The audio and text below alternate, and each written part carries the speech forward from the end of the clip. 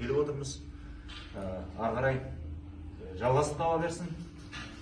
Сол жиі жүздесіп, дидарласып, пікір таласып, пікір алмасып, бағыт бағдарымызды бұл жиналған осындағы өнердегі жүрген жастардың осы жердегі шүйіркелесіп айтылатын әңгіменің барлығы ортақ әңгіме, елдің мүддесі, мынау астанамыздың мүддесі айтылады көбіне. Сондықтан жиі басқосу бола берсін.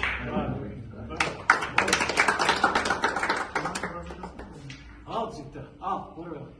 Уағыз айтып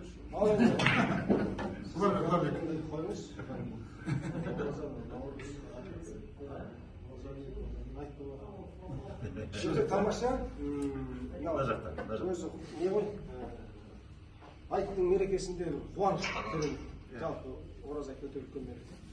Сол қуанышта енді өзіңмен өзің